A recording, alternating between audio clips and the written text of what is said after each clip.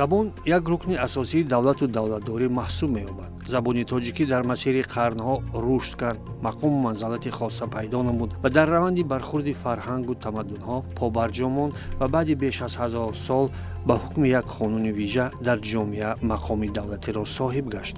имрӯз забони тоҷикӣ дар ҷараёни эҷоду таҳияи осори илмӣ маърифатӣ, таълимию омӯзишӣ ва соҳавӣ нақши меҳварӣ мебозад ва мусаллам аст ки меъёрҳо ва имлои забон дар ҷараёни таҳаввулоти илмию техникӣ ва корбурди истилоҳот ба тағйиру иловаҳо ниёз пайдо мекунанд. баъзан мо мушоҳида мекунем ки на ҳама вақт воҷаҳо ё истилоҳсозӣ тибқи имлою меъёрҳои забони адабӣ сурат мегиранд ё номгузории корхонаҳои муассисаҳо, марказҳои тиҷоратию фароғатӣ ва коргузории дигар бахшҳои хизматрасониҳо бидуни меъёрҳои забонӣ ва тавсеяи мутахассисони соҳа бо хатоҳои имловию мантиқӣ анҷом дода мешаванд.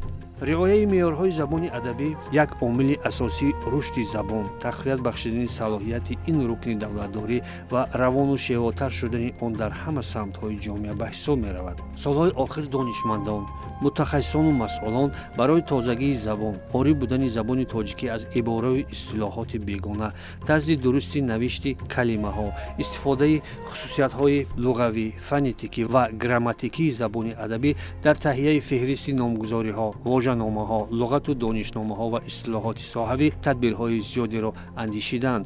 аммо чун зикр намудем, боз ниёз ба тағйиру иловаҳо ба миён омадааст. имрӯз забони гуфтугӯии мо бо забони адабӣ ҳампоя нест ва дар муошират бештар шева мавриди истифода қарор мегирад. мутахассисон бар он назаранд ки шева метавонад дар таҳкими забони адабӣ ворид сохтани иборою воҷаҳои рехтаи классикӣ, таҳияю қабули бисёр калимаҳо, луғатҳо ва номҳо саҳм бигирад. ҳатто дар корбурди баъзе истилоҳот шева манобеи хубе буда метавонад. пас имрӯз вақте зарурати ворид сохтани тағйиру иловаҳо ба имлои забон, тарзи навишту гуфтори калимаҳо ба миён омадааст, мутахассисони масъулон ба фикру андеша ва пешниҳодоти ҳама, ибтидо аз донишмандон ва дигар мардуми оддӣ такя намуданд, то тибқи талаботи замон ва бо назардошти тағйиру иловаҳо барномаи вижаи имлои забони тоҷикиро таҳия намоянд. хуб, то ба ин фурсат дар ин росто чӣ тадбирҳо андешида шуданд ва кадом корҳо ба анҷом расиданд? оё ворид сохтани тағйиру иловаҳо ба имлои забони тоҷикӣ аз ин баъд барои таҳкими забону забондонӣ, устувории хусусиятҳои луғавӣ, фонетикӣ ва грамматикии он мусоидати бештаре хоҳад кард ё на?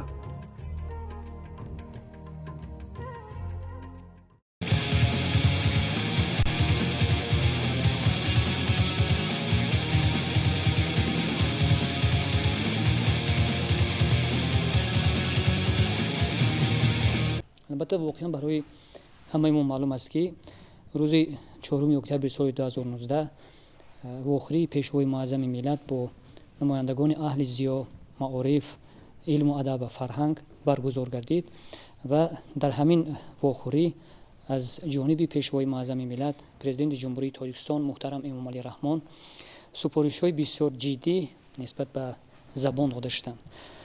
از آن جمله یکی از مسائل بسیار مهمی که در این واخری از جانب پیشوای معظم ملت پیشنهاد گردید این مسئله قاعده‌های املای زبان تاجیکی بود. یعنی معلوم می‌گردد که قاعده‌های املای زبان تاجیکی هنوز هم به درد مردم یعنی واقعا هم اونقدر موافقت نمی‌کند. بنابر همین یعنی امروز هم مردم مشکلات دارند با املای زبان تاجیکی و خصوصا هنگام نوشت، چون که املا خود تنظیم کننده اساسی نوشت است.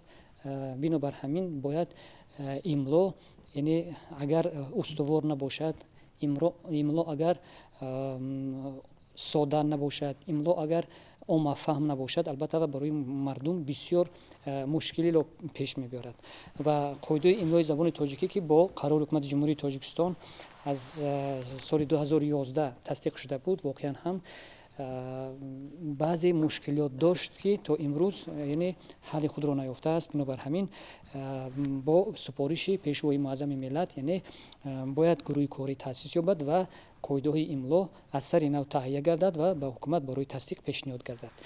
аз ин хотир ҳам дар кумитаи забон ва ислоҳоти наздҳукумати ҷумҳурии тоҷикистон ва ҳам дар академияи илмҳои ҷумҳурии тоҷикистон гурӯҳҳои корӣ ҷиҳати таъсиси қоидаи имло яъне ҷиҳати таҳияи қоидаи имло таъсис ёфтанд ва гурӯҳҳои корӣ дар ҳам академияи илмҳо ва ҳам дар кумитаи забон кор карданд ва билохир яъне як лоиҳаи қоидаи имлоро таҳия намуданд. инҷо албатта таъкид кардан ба маврид аст ки кумитаи забон ва ислоҳоти наздҳукумати ҷумҳурии тоҷикистон ҳамзамон дар расонаҳо низ барои яъне ҷалб намудани мутахассисон ва ҷалб намудани тамоми мардум барои дар таҳияи имло эълон карда будем ва албатта ин боис шуд ки яъне ба кумитаи забон ва ислоҳоти наздҳукумати ҷумҳурии тоҷикистон аз ҷониби мутахассисони гуногун ки онҳо ҳатто дар ҷумҳурӣ яъне имрӯз фаъолият надоранд, яъне берун аз ҷумҳурӣ ҳастанд, ҳамчунин аз мутахассисони худи дохилии ҷумҳурӣ, аз муассисаҳои олӣ ва инчунин аз он касоне ки онҳо бевоситаи худашон гӯем мутахассиси забоншинос нестанд, вале майл ба омӯзиш ба забон доранд. Бинобар ҳамин яъне ҳар кас озод аст ва метавонад фикри худро дар ин масъала баён намояд ва ин буд ки яъне ба кумитаи забон ҳамин гуна пешниҳодҳо хеле зиёд ворид гардиданд ва дар гурӯҳи корие ки дар назди кумита таъсис ёфта буд ҳамаи ин хулосаҳоро гирифта яъне мавриди баррасӣ қарор доданд ва дар асоси ин хулосаҳо як лоиҳаи нави қоидаҳои имлои забони тоҷикиро таҳия намуда ба ҳукумати ҷумҳурии тоҷикистон пешниҳод намуданд ва ҳамзамон ин қоидаҳои имло албатта боиси қайд аст ки қоидаҳои имло дар соли 2017 низ аз ҷониби гурӯҳи корӣ дар кумитаи забон коркард шуда буд ва баъдан албатта барои баррасӣ ба олимон пешниҳод шуда буд ки дар муддати қариб 2 сол яъне то соли 2019 ҳамин қоидаҳо дар баррасии олимон қарор доштанд ва инҷо устод ҳам ҳузур доранд, аз ин чиз хеле хуб бохабар ҳастанд ва албатта яке аз яъне аъзои худи ҳамин гурӯҳ устод Назарзода ҳастанд ва ҳамзамон сардори шӯъбаи танзими ислоҳоти кумитаи забон ва ислоҳоти наздҳукумати ҷумҳурии тоҷикистон Зулфониён низ шомили ҳамин гурӯҳи қоидаҳои имло ҳастанд ва инҳо албатта хубтар ва боз беҳтар медонанд дар он хулоса ва пешниҳодҳое ки аз ҷониби ҳар як аъзои гурӯҳи корӣ пешниҳод гардид. ман мехоҳам ки муфассалтар дар бораи худи ҳамин таърихи имло суҳбат кунам, чунки масъалаи имло баъд аз гузаштан ба алифбои лотинӣ дар соли 1930 хеле мубрам гардид ва имрӯз мо 7-умин имлои забони тоҷикиро қабул карда истодаем. яъне дар ҳамин 7 имло матн қариб ки доимо якхела ҳаст, фақат таҳрир, фақат илова, фақат ягон хусусияти хоси як давра ворид карда шудааст. барои ҳамин вақте ки мо ба алифбои лотинӣ гузаштем, баҳси асосӣ пеш аз ҳама дар алифбо ва садонокҳои забони тоҷикӣ буд. чаро? чунки алифбои забони тоҷикӣ ки алифбои арабӣ буд аз 32 ҳарф иборат буд ва дар он ҷо ҳарфҳои хоси забони арабӣ вуҷуд доштанд ки дар забони тоҷикӣ умуман талаффуз намешуданд. ва вақте ки мо аз алифбои лотинӣ боз ба алифбои русӣ гузаштем, масъалаи алифбои русӣ пеш омад. мо шумо медонем ки алифбои русӣ 39 ҳарф дорад. дар ибтидо 37 ҳарфи ҳамин алифбои русиро қабул карданд ва ҳамин тариқ соли 1972 боз як тағйироти дигар ба имло ворид гардид ва ман бояд гӯям ки яке аз суфтатарин имлоҳои мо ҳамин соли 1972 қабул шуда буд. баъд аз ба истиқлол расидан боз масъалаи таҳияи имло ба миён омад. дар институти забон ва адабиёти ба номи Рудакӣ як комиссияи бисёр бо салоҳият ташкил гардид. ба он Рустамову Мирзоев донишмандони бисёр бароманди мо роҳбарӣ мекарданд ва ин ҳайати гурӯҳ, ин ҳайат имлои нав пешниҳод кард бо 31 ҳарф. و این املا وقتی که به حکومت جمهوری تاجیکستان پیشنهاد گردید، یک گروهی که از طرف حکومت تعیین شد و روان شد، خسکشف راهبر این گروه بودند. این گروه وقتی که این لایحه رو بررسی کرد، از 8 حرفی که اضافگی بودند برای زبان تاجیکی خاص نبودند، 4 حرف آن رو برداشت و همین طریق ما سال 1998 املای نو قبول کردیم که این املای ما از 35 حرف عبارت بود و همین املا تا سال 2011 استفاده گردید و سال 2011 طوری که همه ما شما میدونیم بعد از تأسیس کمیته زبان و اصطلاحات مسئله تهیه املا باز از نو برداشته شد و املای دیگر در سال 2011 قبول گردید.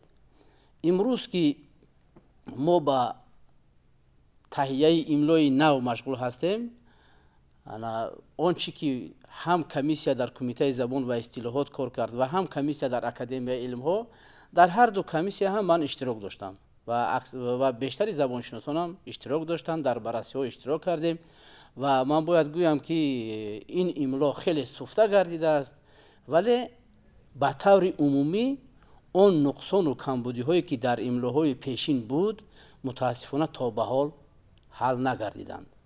مسئله اساسی در چی است؟ مسئله اساسی اول در ترتیب الفبای ما است. امروز هم ما الفبای خود را با همون 35 حرف قبول کرده ایستاده ایم و بیاد از همینجا معلوم میشد. ما فرض کردیم که حرف ی املای نوی ما همچون آواز ا نوشته شده است و باز در پایان ما آواز ا داریم. آواز ا داریم که این هم ا نام دارد. یعنی بینید الک دخورگی دیده می شود در الفبای ما. برای همین اگر الفبای ما با آوازهای زبان تاجیکی موافق کرده می شد، من فکر می کردم که یکی از مسئله های بسیار بنیادی املای زبان تاجیکی ما حل می گردید. ما شما می دانیم که ما برای یک صدانک دو حرف داریم. مثلا حرف های یادبرسری داریم که به زبان تاجیکی عموما خاص نیستند. زبان تاجیکی از دوره حتی دوره میانه نه، از آخری دوره قدیمی رشد زبان تاجیکی ما از دیفتونگ ها و تریفتونگ ها که میگویند، یعنی دو آوازه ها و سه آوازه ها خلاص شده ایم. زبان تاجیکی ما قریب 2000 سال است که نه تریفتونگ دارد نه دیفتونگ دارد. یعنی که این مثلا یا و یو و یا اینا با زبان تاجیکی ما عموما بیگانه هستند. بنابر همین یکی از وظیفه های اساسی املا ترتیب الفبا با مشخص افاده کردن آوازهای زبان تاجیکی می باشد که متاسفانه در این تحریر هم این مسئله حل نشده موند. مسئله دیگر که بسیار بغرنج است، مسئله صدانک های زبان تاجیکی می باشد.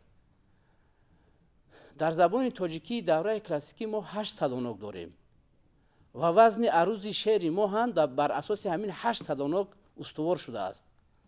ولی در سالهای رشد شوروی تاجیکستان ما اول 8 صدانک قبول کردیم، در سال 1940 7 صدانک قبول کردیم و آمدیم در سال 1954 6 صدانک قبول کردیم. آیا این درست است؟ اگر ما با ترتیب الفبای خود نگریم میبینیم که درست به نظر نمی رسد. برای چی؟ در دوره املاسازی ما فقط در یک وقت در یک قبول املا، در قبول املای سال 1930 ما املای خود را در اساس علمی زبانشناسی قبول کردیم. من یک اقتباس میارم برای چون که در اینجا مسئله اوی دراز و اوی کوتاه و ای دراز و ای کوتاه بسیار بحث برانگیز است. من از همین املا یک از قرار انجمن زبانشناسان تاجیک یک اقتباس میارم. اقتباس چنین است: انجمن تمام مسئله های مباحثه دار الفبای نوی تاجیک را همه طرفه مذاکره کرده به این قرار می آید که در قسم مهمی شیوه های تاجیکی توجه کنید، در قسم مهمی شیوه های تاجیکی آوازی اوی واوی مجهول موجود نیست. برای همین дар аснои таълим, хондан ва навиштан душвориҳо ба миён меояд. пешниҳод мекунад иқтибос барои аз миён бардоштани ин душвориҳо минбаъд овозҳои вови маҷҳул ва вови маъруф, яъне уи дарози дарозу уи дарозе ки мо имрӯз дорем маълум, ба як шакл, яъне ба як ӯ нишон дода шавад ва ин шаклро бо хосиятҳои шеваҳо мувофиқ карда кор фармудан мумкин хоҳад шуд. ин ҳол дар шеваҳое ки ин се овоз, яъне се овози ӯ фарқ доранд, дуруст хондан ва навиштанро осонтар карда, дар шеваҳое ки фақат дутои ин овозҳо ҳаст, душвории мавҷударо аз миён мебардоранд. охири иқтибос. анакун ҳамин имло, ҳамин принсип, ҳамин проблема дар имлои соли 1940 чӣ хел қабул шуд ва дар имлои имрӯзаи мо чӣ хел қабул шудааст. ин як проблемае ҳаст ки ҳал кардани он ба фоидаи умуман мардуми тоҷик аст. дар имлои имрӯза мо мехонем ҳарфи ӯ, яъне ӯи кӯтоҳ, дар мавридҳои зерин навишта мешавад. хоб умед, усто, бузург, суруд. бинед, суруд аллакай аз як ӯи кӯтоҳ иборат аст, аз як ӯи дароз иборат аст, вале мо ҳардуи инро ба як хел талаффуз, як хел ваҷ кардем. бозу, гесу, неру, абру, ҳамаи инҳо ӯи дароз, ӯи маъруф доранд, ӯи дарози маъруф доранд. бону, зону, неку, паҳлу, олу, орзу, ино ҳама, яъне дар ин ҷо ӯи кӯтоҳ бо ӯи маъруф, ба вови маъруф омехта карда шудааст. аз ҳамин сабаб яке аз баҳсҳои асосии мо дар ҳамин ҷо ҳал нашуда монда шудааст. ва ҳамин тариқ ҳарфи ӯи дароз бошад вови маҷҳул. аз нуқтаи назари баъзе мутахассисон, ман албатта инро вови маҷҳул ҳисоб намекунам, лекин дар ин ҷо вови маҷҳул ҳам дар вови маҷҳул омадааст, ҳам дар вови маъруф, яъне омехтагӣ ба куллӣ дар ҳамин имлоҳои пешинам, имлои имрӯза ҳам дида мешавад. ҳамин масъала дар масъалаи ии дарозу ии кӯтоҳ ҳам нофаҳмиҳо вуҷуд дорад, нофаҳмиҳо ба вуҷуд овардааст.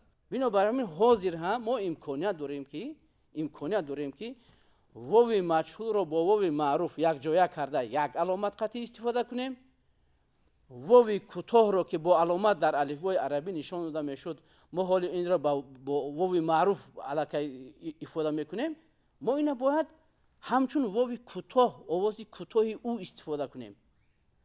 ҳамин мавзӯъро дар масъалаи ии дарозу ии кӯтоҳ ҳам анҷом додан лозим. дар ин сурат мо чӣ бурд мекунем?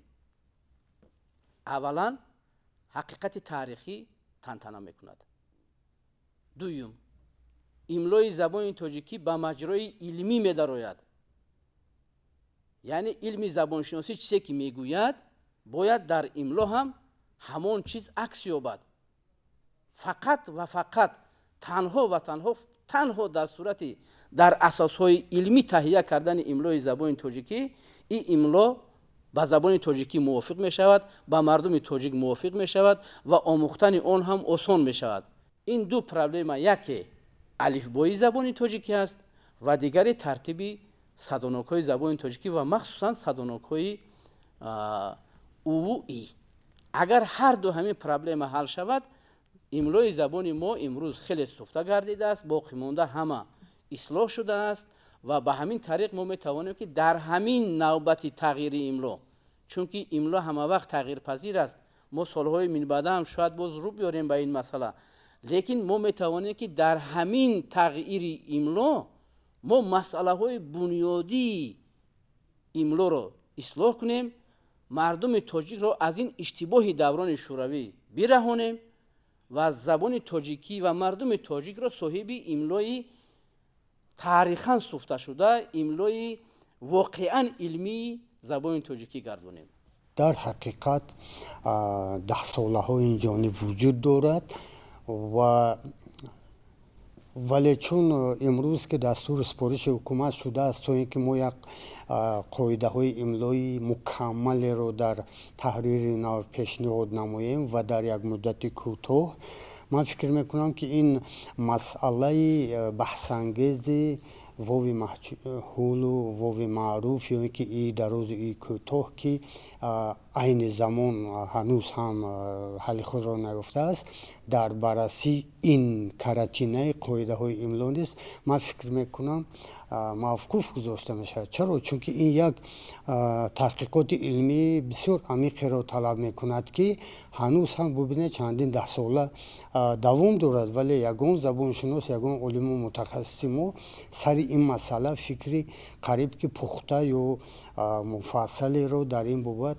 қариб ки пешниҳод накарданд. Чунки ин як гӯем ҳатто корҳои илмӣ дар шакли монографияро талаб мекунад. Аз ҳамин хотир чун имрӯз тақозои замона ҳасту мо қоидаҳои имлоро акнун бояд ки дар як шакли мукаммалтар пешниҳод намоем, ҳанӯз он масъалаҳое ки ба ҷуз ин мушкилоти гуфта истодаи мо шумо боз вуҷуд доранд, ҳанӯз он мушкилот низро бояд ки дар имрӯза лоиҳае ки пешниҳод мешаваду ҳукумати ҷумҳурии Тоҷикистон тасдиқ мекунад, бояд ки ҳалли худро ёбанд. Албатта дар лоиҳаи пешинае ки гӯем аз ҷониби Академияи Илмҳо ба роҳи мувофиқа ба кумита пешниҳод гардида буд, гурӯҳи кори кумита чунин як баррасӣ намуда истода ба чунин хулосае омадем ки ҳанӯз ҳам боз масъалаҳои баҳсангез паси сар шудааст ва гӯем дар ин маврид гурӯҳи корӣ ё ин ки мутахассисон аз баҳсу аз ҳалли гӯем дурусти ҳамон монеаву ҳамон мушкилотҳо роҳи гурез гирифтаанд ва ин масъалаҳо гӯем ҳалли худро наёфта мондааст. Албатта гурӯҳи кории кумитаи забон ва ислоҳот тавре устод матрубиён қайд карданд, сари ин масъалаҳо хеле ҷиддӣ муносибат намуда истода бисёр масъалаҳоро рӯи об баровард ва дар ин маврид бисёр камбудиҳо ки аз як тараф ҷузъӣ метофтанд вале хеле хеле муҳим ҳастанд ва ҳамзамон бисёр масъалаҳои нозики дигаре ки дар гӯем қоидаҳои имлои қабливу имрӯза ҳанӯз монеаву мушкилот эҷод мекунанд, ҳалли худро ёфтанд бо чиро бо ҳамон роҳе ки дар асоси таклифу пешниҳодоти мутахассисон, олимону донишмандони донишгоҳу донишкадаҳо, ниҳодҳое ки тариқи эълони 2-3 моҳина ба кумита ворид гардид, ин хеле аз як тараф кори гурӯҳи кориро осон ҳам намуд ва аз тарафи дигар боз гӯем мушкилотҳое буданд ки ҳалли онро танҳо гурӯҳи корӣ худатон ҳам шоҳид ки ҳастед гӯем баркушод. ва дар ин маврид ман фикр мекунам лоиҳаи ниҳоие ки имрӯз аз ҷониби гурӯҳи кории кумитаи забон ва ислоҳоти назди ҳукумати ҷумҳурии Тоҷикистон барои баррасӣ ва дастургирӣ ба ҳукумат пешниҳод гардидааст ва ҳамзамон лоиҳаи гурӯҳи корие ки аз ҷониби Академияи Илмҳо низ пешниҳод гардидааст, ин ҳарду лоиҳа акнун дар як лоиҳаи ниҳоӣ бояд ки ҳалли худро гӯем биёваду чунки як лоиҳа тасдиқ мешавад, не ки ду лоиҳаю ду лоиҳаи ду қарори дигар. Аз ҳамин хотир инҷо мо бояд ба ҳамон дар рости гап ҳоли ба лоиҳаи дуюми ниҳоии академия мо шинос нашудем. Мушкилоти дигаре ки дар қоидаҳои имлои қаблӣ, яъне қарори ҳукумати ҷумҳурии Тоҷикистон ки аз соли 2011 ба тасвиб расида буд, инҷо мушкилоти дигаре низ ҳаст ки ҳамон яъне навишту имлои ҳарфҳои ё калимаҳои иқтибосие ки имрӯз ҳарфҳои иқтибосии онҳо дар забони тоҷикӣ гӯем қобили қабул нест. аз ҳамон ҳарфҳои гӯем ша, се, аломати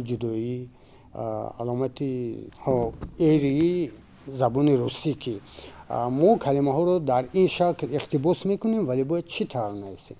ҳанӯз ҳам бубинед дар ҳамон як имлои ҳарфи цеи русӣ ки мо мегӯем дар аввал бо ҳарфи се менависем, дар миёни ду садонок дар шакли се менависем, яъне бо те ва се ва тамом. инҷо ҳанӯз боз қоидаҳое лозим мешаванд ва изоҳоте лозим мешаванд ки дар миёни гӯем дар аввали калима, дар анҷоми калима бо ҳарфи се, дар мобайни ду садонок бо ҳарфи се. боқӣ чӣ? боқӣ ҳастанд ки гӯем миёни садонок ва ҳамсадо, ё ин ки миёни ҳамсадо ва садонок, миёни ду ҳамсадо.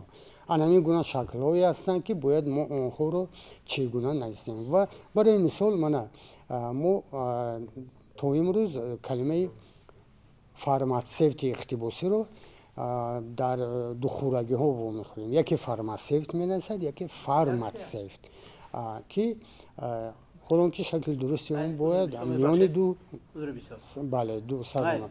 ва дар анҷом устод масалан калимаҳои плац, яъне ки фамилия, номи насаби лившиц, лившицро мо бояд чӣ гуна нависем.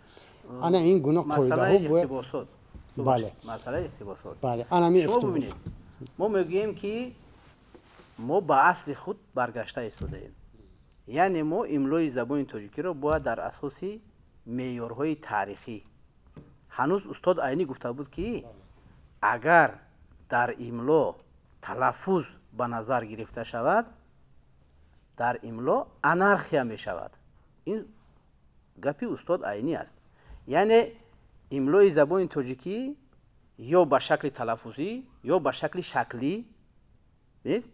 барои ҳамин дар ин масъалаи равиши илмӣ лозим аст, равиши талаффузӣ не. вай калимаи хориҷӣ аст. калимаи хориҷӣ ки омад ворид шуд ба забон, хоҳу нохоҳ вай маҷбур мешавад ки бо шакли овоии забони воридшаванда мувофиқ шавад. яъне вақте ки ба забони тоҷикӣ омад, бибинед дар ибтидои солҳои 20 мо масалан социализмро чӣ хел талаффуз мекардем. албатта то соли 35-40 мо социализм талаффуз мекардем, коммунизм талаффуз мекардем. ҳар як овоз як ишора дорад. дар забони тоҷикӣ чанд овозе ки бошад бояд ҳамун чанд ҳарф вуҷуд дошта бошад. мана шумо бидонед 23-24 та мо ҳамсадо дорем, 6 та масалан агар 6-7 та садонок дорем, мо ҳамаги 30 та 31 та, ҳеҷ ки наравад 32 та. мо аз 31-32 зиёд мо бояд ҳарф дар забони тоҷикӣ надошта бошем, чунки ҳамин қадар овоз дорем.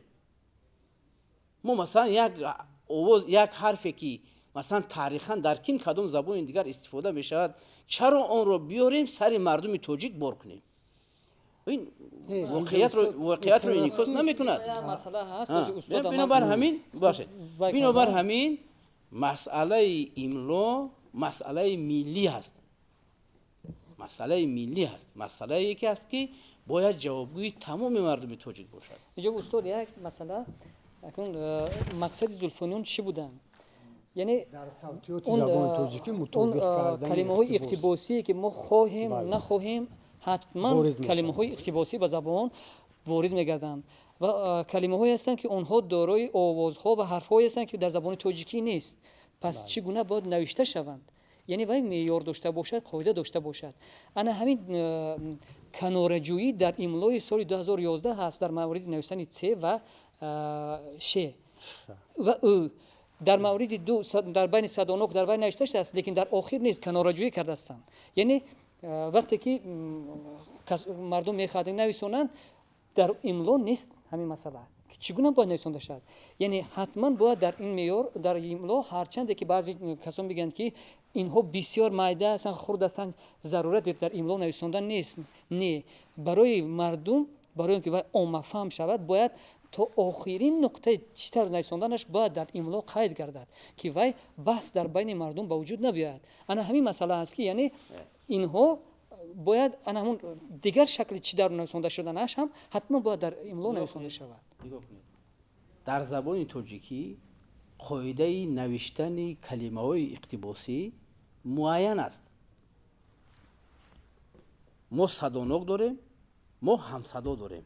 бинед, вақте ки дар лоиҳаи соли 2011 мо ина хуб баррасӣ карда будем, ҳамин дар тарзи навишти калимаҳои иқтибосӣ дар байни ҳамсадоҳо чӣ хел нависта мешавад, дар байни садонокҳо чӣ хел нависта мешавад. яъне мо ду чӣ дорем, ду маврид дорем.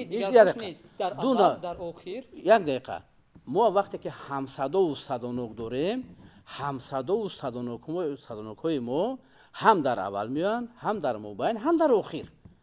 вақте ки дар охир чӣ хеле ки омад, мувофиқи ҳамун қоидаи имлое ки мо шумо таърихан дорем, вай муайян мешавад. масалан лившиц шумо мегӯед лившиц, масалан лившиц, не ки мардуми тоҷик чӣ мегӯяд? як дақиқа таваҷҷӯҳ кунед, мардуми тоҷик ҳеҷ вақт лившиц намегӯяд. мардуми тоҷик лившиц мегӯяд, се талаффуз мекунад. чаро се талаффуз мекунад? барое ки пеш аз ӯ, пеш аз ҳарфи се садонок ҳаст. садонок ки омад, ин овозро мулоим мекунад, якта мекунад, дута намекунад. барои ҳамин ин масъала дар имлои пешина хай шумо ки мушаххас кардед, ман вай надорам. лекин қоидаҳои забони тоҷикӣ маълуманд, тарзи ифодаи калимаҳои хориҷиро худашон ҳал мекунад. яке ҳамин калима ки омад ба ҳамин сохти талаффузи забони тоҷикӣ мо хоҳем нахоҳем ворид мешавад, мувофиқ мешавад. ин ҳамин масъалаи усулӣ аст. масалан вақте ки усул маълум гардид, дар имло бояд ҳамаи қоидаҳо ба ҳамон як усул нависонда шавад. масалан дар навишти садоноки а гуфта шуд ки дар аввал, дар байн, дар охир. ҳолон ки вай дар забони тоҷикӣ ба ҳама маълум аст ки дар аввал чӣ хел нависонда мешавад, дар байн, дар охир навишта шудааст барои ҳамаи садонокҳо, барои ҳамсадоҳо. лекин вақте ки дар мавриди ҳамин овози хориҷӣ меояд, фақат ду мавридаша, аввалу охираша намегӯянд. яъне ин усул аст. пас ҳатман инҳо нависонда шавад ки бигзор масалан бо се нависонда шавад ё дар анҷом баъди ҳамсадо қоидаҳош бояд мавзӯи гуфтаи шумо бисёр муҳим аст. барои чӣ мо менависем ки ҳарфи а дар аввал, дар охир, дар мобайн меояд? дар тасвири илмӣ, дар принсипи илмӣ шумо медонед метод ёки усули тасвирӣ ҳаст, ёки усули тафсирӣ ҳаст. бисёриҳо баъзеҳо дар ҳамин мавзӯъ интиқод карданд ки чаро ин хел омадааст. охир ин тасвири масъала ҳаст, тасвири мавзӯъ аст. яъне ки дар ҳамин ҷо аз усули забоншиносии тасвирӣ истифода шудааст. бубинед, алифбо дар ибтидо аз имло ҷудо будааст. яъне алифбо худаш алоҳида тасдиқ шудааст. ҳатто соли 1927 кумитаи алифбои нав таъсис ёфтааст. ва фақат барои масъалаи алифбо аст. масъалаи имло баъдтар ин масъала ваштааст. яъне масъалаи алифбо аз имло ҷудо меистод. ҳатто қоидаи имлое ки соли 72 ҳам тасдиқ шуд, бин уҷуба масъалаи на тартиби алифбо аст, на вай умуман дар масъалаи алифбо намерад, гап фақат дар масъалаи имло вай мерад. яъне дар ҳамун то соли 72 имло аз вай алифбо ҷудо меистод. барои ҳаминам бинед дар ҳамун қоидаи имло аввал сар мешавад аз як масалан имлои садонокҳо. аз мо ҳозир дар қоидаи имло аз як сар мешавад аз алифбо. лекин дар он пеш ин чиз маълум аст ки дар охир фақат алифбо оварда мешуд, тартиби алифбо тамом, дигар номи ҳарфҳо ҳам қариб намештанд. яъне ин ҷудо алоҳида тасдиқ шудааст. дар алифбои лотинӣ вай барои чӣ алоҳида буд? алифбои лотинӣ барои он алоҳида буд ки аввал масъалаи алифбо ҳал мешуд. вақте ки бинед ба алифбои лотинӣ гузаштан аз соли 1926 дар тоҷикистон шурӯъ шудагиаст. мо соли 29 гузаштем, то соли 31 30% муайян кардем ки ҳар сол 30% ҳамин масъала ҳал шавад. ва соли 1930 ҳамин анҷумани забоншиносони тоҷикистон имлои лотинии забони тоҷикиро сохт, чунки набуд. вале масалан дар имлои соли 1940 алифбо омадааст, дар 54 ам алифбо дигар якҷоя омадагӣ ҳастанд. Дигар ман масалан мо ҳамаша дорем дар пешамон. Ман ҳамиҷ агар оварда шудааст, лекин масъалаи таҳияи ва баррасӣ алифбо дигар дар ин мавридҳо нест. Яъне алифбо дар таҳияи имло ҳам ҳар гуна равиш дида мешавад. бибинед масалан имлои соли 1972-ро кумитаи истилоҳот қабул кардагӣ аст. бинед соли 1954-ро чилро аллакай академия қабул кардагӣ аст, бинед пешниҳод кардагӣ аст ва қабул шудааст дастрави комиссияи ҳукуматӣ.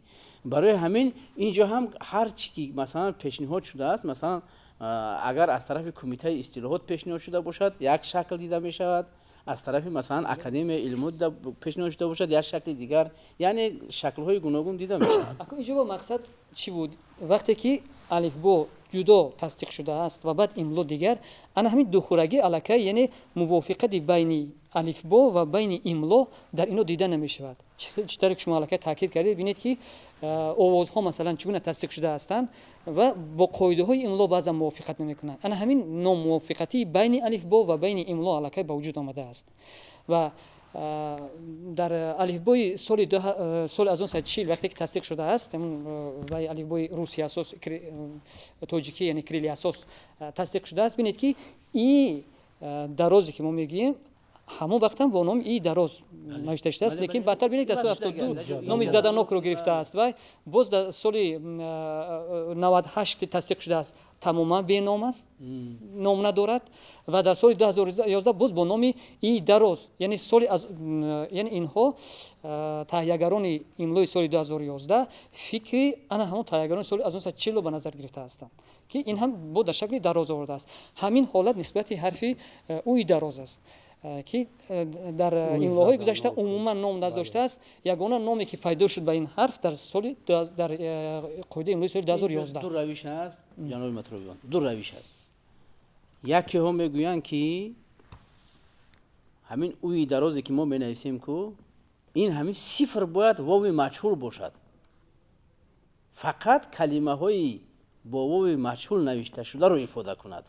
бинед барои чӣ ҳамиқа баҳс аст? баҳс сари чӣ аст? гурӯҳи дигар мегӯяд ки масалан ман тарафдори ҳамонҳо ҳастам. мисол вови маҷҳул дар забони тоҷикӣ аз давраи оғози рушди классикии давраи чимо вуҷуд надошт, талаффуз надошт. ҳеҷ кас намедонист ки ҳамин вови маҷҳул чӣ гуна талаффуз мешуд. барои ҳамин ина гузоштан, номи ҳаминро гузоштан вови маҷҳул, яъне аз номаш пайдо аст. ана акнун мо дар уи дароз чӣ кор кардем? мо дар уи дароз ҳам вови маҷҳулро ворид кардем ва ҳам баъзе калимаҳои вови маъруфро. ҳолон ки агар мо хоҳем ки вови маъруфро бо уи дароз ифода кунем, мо бояд дар имло мушкил надорад, ду тартиб ворид мешавад. менависем ки масалан бо уи кӯтоҳ садонокҳои калимаҳои бо уи кӯтоҳ навишта мешавад. мо феҳристи ҳамун калимаҳое ки чандта ҳаст онҳоро меорем дар фарҳанги орфографимон. барои ҳамин инҷа ҳамин мушкилиро худи мо халқ кардаем. дар навишти уи дарозу уи кӯтоҳ мо омехтагӣ ба вуҷуд овардаем. ҳам вови маъруф дар баъзе ҳолатҳо бо уи кӯтоҳ навишта мешавад, дар баъзе ҳолатҳо бо уи дароз навишта мешавад, баъд боз калимаҳои вови маҷҳулдор бо ин якҷоя мешавад. бинобар ҳамин омехтагӣ фақат инро мушаххас кардан лозим аст, масъала ҳал мешавад. яъне дар ҳамон алифбои соли 1940 ҳамин чиз ба ҳамин чиз бале ба ҳамин шакл омадааст, ҳамин иштибоҳ омадан гирифтааст. ҳоло ки ман инҷа ихтибос овардам, имлои соли 1930 дар имлои соли 1930 ин масъала дуруст ва илмӣ ҳал шудааст. инҷо як таҳқиқи бисёр амиқ талаб мекунад ва шояд рӯзе расад ки анамин вови маҷҳулу маъруф ки ба омехтагӣ дучор шудаасту имрӯз як ҳарф шудааст ва инро мо агар дар қиёс ба лаҳҷаҳои забони тоҷикӣ гӯем дар баъзе минтақаҳо мушоҳида кунем, агар мебинем ки дар ҳақиқат ҳамон гӯем уи дароз ё ки вови маъруфу маҷҳуле ки онҳо талаффуз мекунанд дар ҳақиқат классикӣ аст. зиёда аз 80 сол аллакай баъд ин имлое ки мо аллакай истифода бурда истодаем аз ин гузаштааст ва мардуми мо бо ҳамин чиза аллакай одат кардастанд. имрӯз масалан бинед ки соли 2011 вақте ки ҳамин масъалаи ӯ ва ӯ баромад ва бори нахуст буд, то имрӯз ҳанӯз ҳалли худашон надодааст ва ҳанӯзам мардум гӯем сару калобаи худро гум кардаастанд ки дар кадом маврид чӣ хел нависонем. ва барои ҳамин мо дар лоиҳаи нав пешниҳод кардем, чун дигар масалан аз ин ҳарф мо ислоҳ карданаш ҳам душвор аст, чунки мардумеро одат як пешниҳод дигар ҳамин масъала ки шумо пешниҳод кардед барои ҳамапурсӣ, яъне ба тамоми мардум пешниҳод кардед ки ҳамин масъала омӯхта шаваду пешниҳодҳо шавад. чандин пешниҳодҳо дар ҳамин мавзӯъ шудагӣ ҳаст. мо ҳамин масъаларо дар ҳамин тағйироти имло агар ҳал карда тавонем, ин муваффақияти кори ҳамаи мо шумо хоҳад буд. мо анами мушкилоти ҳарфи гӯем и кӯтоҳу и дароз ё уи дароз уи кӯтоҳ, яъне вови маҷҳул маъруфро ки ин қадар гӯем 8-10 сола 9-10 сола кор карда натонистем, дар 1-2 моҳе ки имрӯз ҳукумат интизори он аст ки мо лоиҳаро барои тасдиқи ниҳоӣ пешниҳод кунем, ҳаргиз ҳалли худашро намеёбад. албатта ва ин қоидаҳои имлое ки имрӯз дар арафаи тасдиқ аст, ин ниҳоиам буда наметавонад, чунки баъде ки акун дар 2-3 соли охир фарз кардем, агар донишмандони забардасти мо ин мушкилотро ҳал карданд, пас дар ин қоидаҳо тағйири илова метавонад ворид шаваду ин муаммоҳо ҳалли худашона чӣ кор кунанд биёбанд. масъалаи дигар дар ҳамин имло ҳаст, масъалаи ҳарфҳои калон. бо кадом масалан махсусан исмҳо мо ҳамин хел вай шудааст ки бо ҳарфи калон кадом махсусан мансабҳо имрӯз ҳамин хел шудааст ки ман аз нуқтаи назаре ки имлоро дидам, гӯё ки мо қариб тамоми мансабҳоро ба ҳарфи калон менависем. мо барои ҳамин як албатта забон дастур дорад, яъне грамматика дорад. ман барои ҳамин пешниҳод мекардам ки дар ҳамин масъала ҳам аз рӯи дастури забон бай шавад, пеш бурда шавад, масъала ҳал гардад. дастури забон равшан мегӯяд ки дар кадом ҳолат бо ҳарфи калон навиштан мумкин. чунки ҳоло ҳам дар имлои пешниҳодии академияи илмҳо, ҳам дар имлои пешниҳодие ки мо шумо имрӯз дидем мебинем, дар ин масъала мо ба як фикри мушаххас омадагӣ нестем ва фикр мекунам ки дар ин масъала ҳам як мувофиқате ба вуҷуд ояд. ман чӣ пешниҳод доштам? мо вақте ки дар академияи илмҳо ин масъаларо баррасӣ мекардем, чанд нафар дар ҳамаҷо аз он ҷумла мо ҳам пешниҳод кардем ки он мансабҳои олие ки дар қонуни асосӣ ё ин ки дар конститутсия омадагӣ ҳаст, ҳамон мансабҳо бо ҳарфҳои калон навишта шаванд. боқимонда мансабҳо аз рӯи дастури забони тоҷикӣ, ҳамин дастури забони тоҷикӣ чӣ хел талаб мекунад, ҳамон хел навишта шавад. ҳарфи калон бошад, ҳарфи калон, ҳарфи хурд бошад, ҳарфи хурд. яъне ин масъаларо мо ба масъалаи дараҷаи имло баровардан, яъне мо метавонам гӯям ки мо аз дастур аллакай инҳироф мекунем, яъне аз дастури забон, аз қоидаҳои забони тоҷикӣ берун мебароем.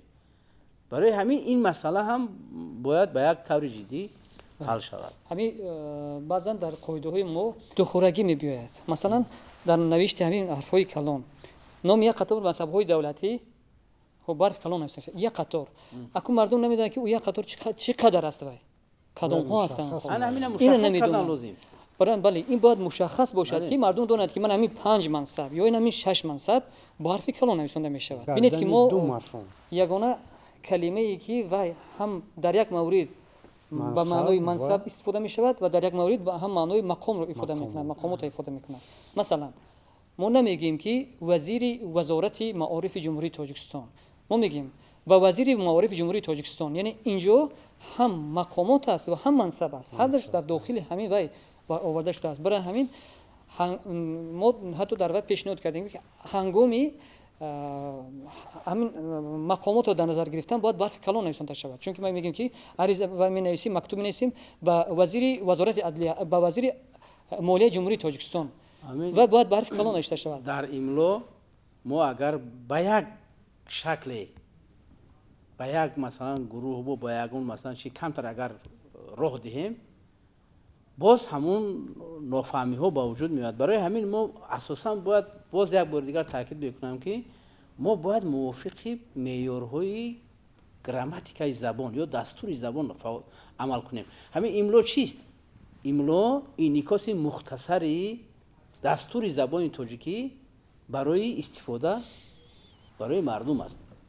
яъне мо ҳамун дастури забони тоҷикӣ ки дорем, ҳамонро ба таври мухтасар дар шакли имло овардем ки мардум аз ҳамун истифода кунад. барои ҳамин вақте ки мо мегӯем ки дар асоси меъёрҳои дастурии забони тоҷикӣ, ин гуфтаи мо бисёр масъалаҳоро ба таври автоматӣ ҳал мекунад. барои ҳамин вақте ки мо қонуни асосӣ дорем, ҳуҷҷате ки барои ҳамаи мо муқаддас аст, мо барои ҳамин пешниҳод кардем ки он чи ки дар қонуни асосӣ омадааст, онҳо мувофиқи ҳамун дар қонуни асосӣ омада навишта шаванд, боқӣ монда ҳама дар асоси меъёрҳои дастури забони тоҷикӣ. забон ягона унсуре ҳаст ки тамоми то ҷузъитарин меъёрҳо дар забон риоя мешавад. бо ҳам мушкилот дар грамматика ҳам зиёдтар аст. хайр, бо ҳам грамматикамон ҳам бисёр не, албатта дар грамматикаи забони тоҷикӣ дар асоси грамматикаи забони русӣ навишта шудааст. лекин мутахассисоне ки ин корро кардаанд бисёр мушрикофона, бисёр дар асосҳои илмии муътамад таҳия кардаанд. мо намегӯем ки онҳо кори хато кардаанд. онҳо фақат агар мо масалан дар мавзӯи ҳиссаҳои нутқ баҳс аст, масалан дар забони тоҷикӣ аз рӯи қоида бояд 9 ҳиссаи нутқ бошад, онҳо гирифтанд дар асоси грамматикаи русӣ 10 ҳиссаи нутқ карданд. ҳоло ки ман фикр мекунам ки инҳо масъалаҳои ҷузъиян, инҳоро ҳал кардан кори осон аст. дар маҷмӯъ грамматикаи академии забони тоҷикӣ, грамматикаи таълимии забони тоҷикӣ бисёр дар сатҳи баланди илмӣ таҳия шудааст. мо ина ҳеҷ вақт инкор намекунем. он донишмандоне ки дар он солҳо кор карданду ин грамматикаҳоро сохтанд, онҳо барои забони тоҷикӣ, барои мардуми мо бисёр хизмати олӣ карданд. хулоса ман фикр мекунам лоҳияе ки имрӯз пешниҳод шудааст, ҳам аз ҷониби кумитаи забон ва ҳам аз ҷониби академияи илмҳо албатта қобили дастгирӣ аст ва инҳо дар маҷмӯъ ман фикр мекунам як қоидаи имлои мукаммал хоҳанд шуд, ки барои чандин солҳои дигар барои мардуми мо хизмат хоҳанд кард. албатта кор хеле зиёд шудааст. ман боз як бори дигар мегӯям ки имлои забони тоҷикӣ ки мо имрӯз пешниҳод карда истодаем бисёр суфта аст, лекин аз лиҳози принсипҳое ки мо шумо мегӯем нуқсонҳои ҷиддӣ ҳам дорад. лекин метавонад ки ин нуқсонҳо ҳам бошад, метавонад ки бошад, ба ҳамин шакл равад, дар оянда ҳам ислоҳ кардан мумкин аст. лекин ман фикр мекунам ки агар дар ҳамин навбат мо агар ҳамин корро ҳал карда тавонем, хидмати бузурге ба мардуми тоҷик ба забони тоҷикӣ хоҳад шуд.